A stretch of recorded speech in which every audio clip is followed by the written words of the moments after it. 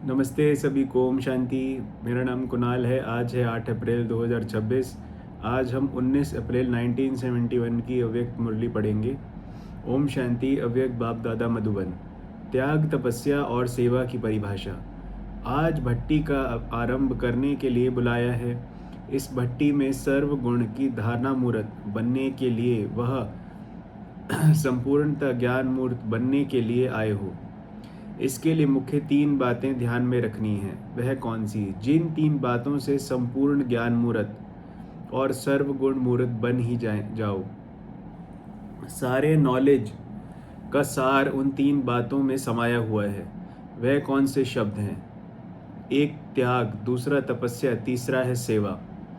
इन 3 शब्दों की धारणा मूर्त बनना अर्थात संपूर्णता ज्ञान मूर्त, सर्व के गुणों की मूर्त बनना।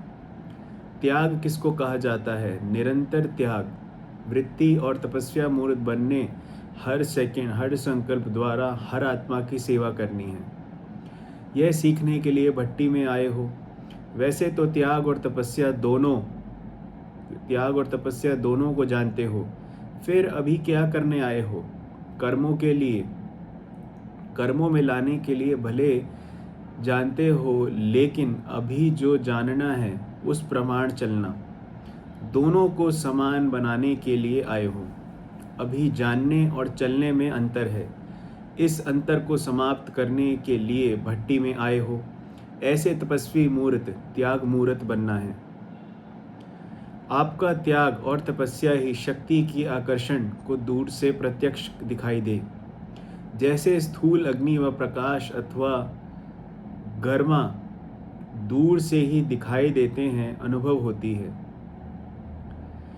वैसे आपकी तपस्या और त्याग की झलक दूर से ही दिखाई दे। जो सफलता चाहते हो वह नहीं हो पाती है, लेकिन सेवाधारी बनने के साथ साथ त्याग और तपस्या मूर्त भी हो, तब सेवा का प्रत्यक्ष फल दिखाई देगा। तो सेवाधारी तो बहुत अच्छे हो, लेकिन सेवा करते समय त्याग और तपस्या के भूल नहीं जाना है। तीनों का साथ होने से मेहनत कम और प्राप्ति अधिक होती है। समय कम, सफलता अधिक। तो इन तीनों को साथ जोड़ना है। ये अच्छी तरह से अभ्यास करते जाना है। जितना नॉलेजफुल उतना ही पावरफुल और सक्सेसफुल होना चाहिए। नॉलेजफुल की निशानी ये दिखाई देगी कि उनका एक एक शब्द पावरफुल होगा और हर कर्म सर्विसेबल होगा। अगर ये दोनों रिजल्ट कम दिखाई देती है तो समझना चाहिए कि नॉलेजफुल बनना है। जबकि आजकल आत्माएं द्वारा जो अधूरी नॉलेज प्राप्त करते हैं, उनको भी अल्पकाल के लिए सफलता की प्राप्ति का अनुभव होता है। तो संपूर्ण श्रेष्ठ नॉलेज की प्राप्ति प्रत्यक्ष प्राप्त होने का अनुभव भी अभी करना है। ऐसे नहीं समझना कि इस नॉलेज की प्राप्ति भविष्य में होनी चाहिए। नहीं, वर्तमान समय में नॉलेज की प्राप्ति अपने पुरुषार्थ की सफलता और सेवा में सफलता का अनुभव होता है। सफलता के आधार पर अपनी नॉलेज को जान सकते हो। तो भट्टी में आए हो चेक करने और कराने के लिए कि कहाँ तक नॉलेजफुल बने हैं। कोई भी पुराने संकल्पों व संस्कार दिखाई न दे।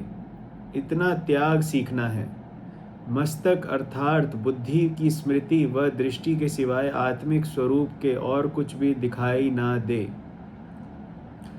वह स्मृति में ना आए। ऐसे निरंतर तपस्वी बनने के लिए जिस भी संस्कार का वह स्वभाव वाले, चाहे रजोगुणी चाहे तमोगुणी आत्मा हो, संस्कार व स्वभाव को वश हो, आपके पुरुषार्थ की परीक्षा के निमित्त बनी हुई हो, लेकिन हर आत्मा के प्रति सेवा अर्थात कल्याण का संकल्प व भावना उत्पन्न हो।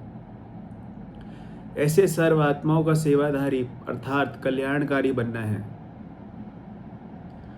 तो अब समझ, त्याग क्या सीखना है, तपस्या क्या सीखनी है और सेवा भी कहाँ तक करनी है। इनकी महीनता का अनुभव करना है। हर पुरुषार्थ में फलीभूत वह हो सकता है जिसमें ज्ञान और धारणा के फल लगे हुए हों। जैसे अभी सभी के सामने ब्रह्मा कुमार प्रसिद्ध दिखाई देते हैं, दूर से ही जान जाते हैं कि ये ब्रह्मा कुमार हैं। अब ब्रह्मा कुमार के साथ साथ तपस्वी कुमार दूर से ही दिखाई पड़ो, ऐसा बनकर जाना। वह तब होगा जब मनन और मगन दोनों का अनुभव करेंगे। जैसे स्थूल नशे में रहने वाले के नैन चैन चलन दिखाई देते हैं, वह नशे में हैं। ऐसे ही आपके चलन और चेहरे में ईश्वरीय नशा और नारायणी नशा दिखाई पड़े। चेहरे ही आपका परिचय दे।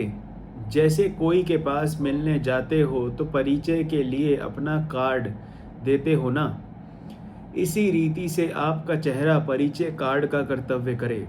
समझा?